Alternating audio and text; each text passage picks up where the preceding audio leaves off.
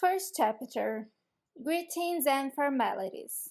The following content are the greetings and formalities we normally use. You'll see the words in English and then the translation in Portuguese. Make sure you repeat every time that I speak each sentence or word, okay? Hi, oi. Repeat with me. Hello, olá. Repeat. Good morning, bom dia. Repeat. Good afternoon, boa tarde. Repeat. Good evening, good night, boa noite. You can use this sentence for both. Now you repeat. Bye, tchau. Repeat.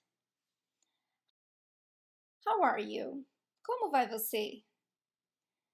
Repeat. I am good. Estou bem. Your time. And you? E você? Repeat. Now we saw some greetings, let's see a little about the formalities. Yes, sim. No, não. Thank you, obrigada or obrigado. You use obrigada when you are a woman and obrigado when you are a man. You are welcome. De nada. Sorry. Desculpe. Excuse me. Com licença. Please. Por favor.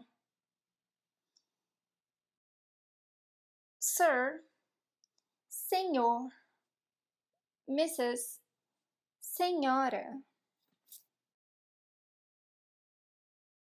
Now that you repeat everything with me, let's see how is your memory and pronunciation. This is a simple exercise. I'll only put the words or the sentence in the screen for some seconds and let you say out loud. Make sure you speak once again each sentence or word, okay? Oi. Olá. Bom dia.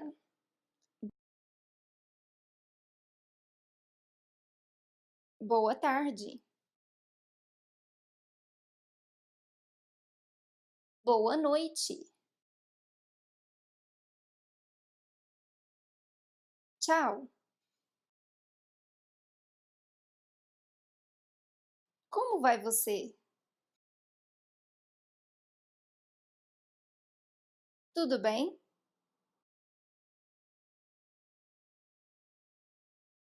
Estou bem.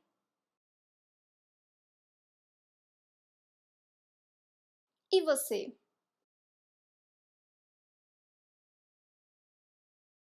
Sim. Não.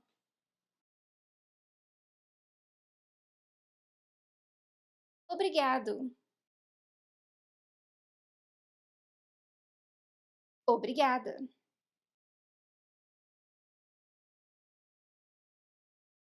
De nada. Desculpe. Com licença. Por favor. Senhor.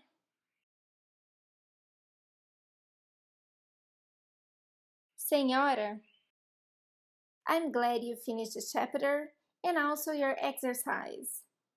Now, make sure if you're good enough in the exercise to memorize and to train your pronunciation.